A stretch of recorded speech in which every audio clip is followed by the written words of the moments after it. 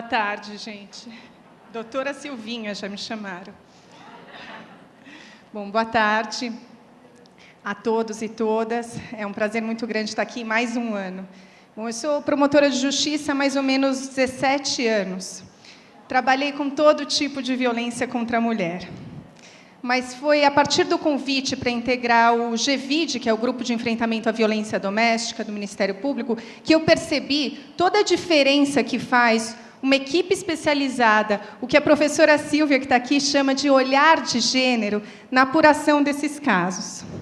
Bom, mas deixa eu contar como é que o meu caminho e o caminho dessas meninas, da Ana, se cruzam. A partir do trabalho do GVID reconhecido, eu passei a ser instada a me posicionar, a agir em relação aos casos de violência nas universidades que passaram a ser noticiados. O Ministério Público ele é todo compartimentado, como se fossem várias caixinhas, cada um cuidando da sua área. E esses casos estavam sendo apurados nas varas criminais comuns, mas me incomodava demais o fato de que esses casos não estavam recebendo o tal do olhar de gênero, da perspectiva de gênero. Isso é uma grande dificuldade, pior, às vezes, com a reprodução de alguns estereótipos. Tem um colega de Brasília que ele diz, promotores, delegados, juízes, eles não vêm de Marte, eles são membros dessa nossa sociedade que é racista, que é machista, que é homofóbica. Mas eu penso, essa é uma justificativa inaceitável. Se estamos falando de aplicadores da lei, pessoas que têm um dever constitucional de garantir os direitos humanos dessas mulheres.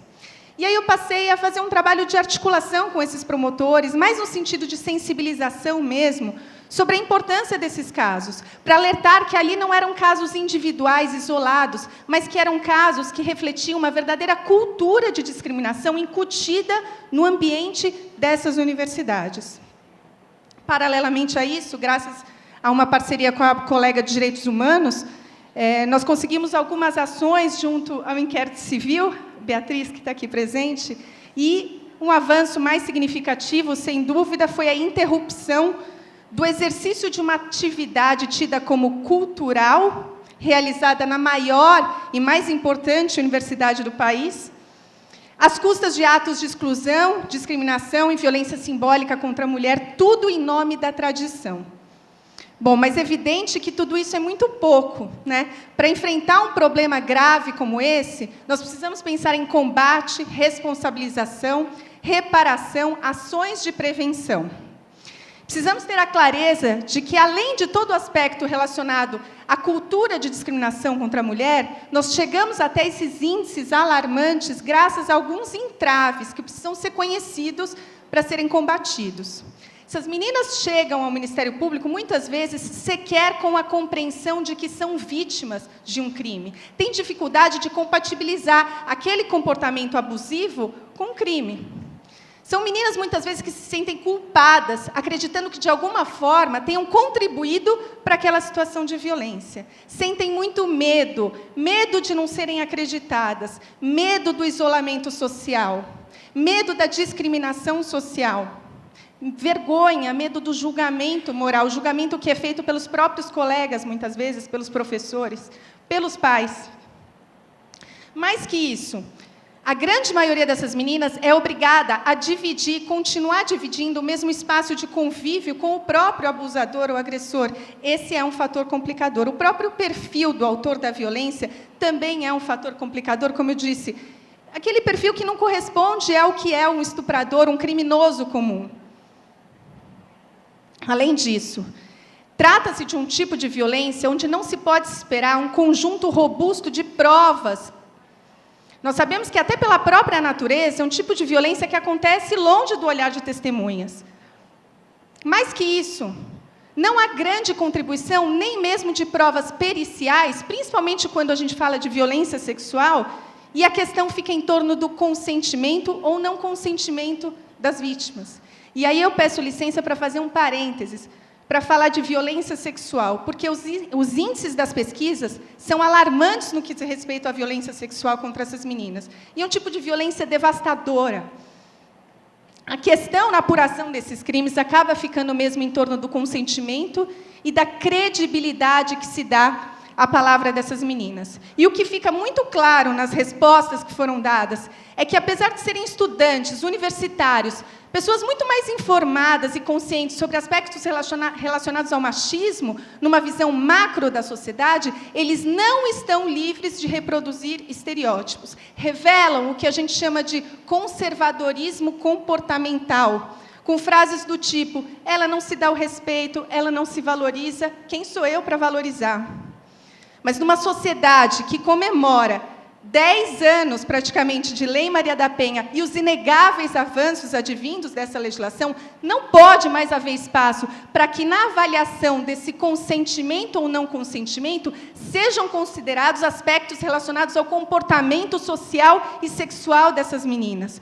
Como se nós ainda estivéssemos divididas entre aquelas para casar, que poderiam ser consideradas vítimas, em detrimento de outras que não obedeçam a esse padrão.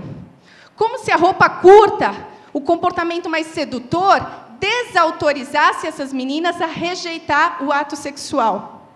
Precisamos falar da forma de manifestação desse consentimento. Muito se fala do conceito do no means no, o não significa não. Mas até que ponto esse conceito não tem sido transferido, não tem sido utilizado para transferir para essas meninas a responsabilidade por comprovar a rejeição, a resistência ao ato sexual. Consentimento não é sinônimo de submissão. Nós precisamos avançar na incorporação do conceito do consentimento afirmativo, o yes means yes, das universidades da Califórnia e da legislação canadense. Consentimento não é sinônimo de submissão. Meninas que, prostradas numa festa porque beberam e que são submetidas a ato sexual, isso não pode em absoluto significar um consentimento, ou que ela tenha dado um ok, vá em frente, continue. Bebida, droga, sono, retira a capacidade de consentimento dessas meninas. Não podemos exigir que essas meninas reajam gritando. Quem trabalha no enfrentamento a esse tipo de crime sabe que essas meninas, muitas vezes, paralisam, congelam nesse tipo de situação. Importante também frisar que o flerte não é um convite automático ao sexo. Mais que isso, o vínculo anterior que o casal possa ter tido não é um cheque em branco eterno para qualquer relacionamento no futuro. Precisamos falar de responsabilização. E aí é impressionante como as pessoas resistem em compatibilizar o perfil daquele estudante bom moço, aquele bom colega popular, com o perfil de um criminoso. Nós temos que frisar que comportamentos errados em festas têm reflexo na área penal e geram consequências devastadoras para essas meninas. E que valor nós estamos dando para a palavra dessas meninas? Por que essas denúncias continuam sendo recebidas com tanta desconfiança? E aí eu posso dizer, sem medo de ser injusta, todos nós somos responsáveis. Todos nós julgamos e prejulgamos essas meninas, avaliando conforme a nossa formação, com os nossos estereótipos. Precisamos falar...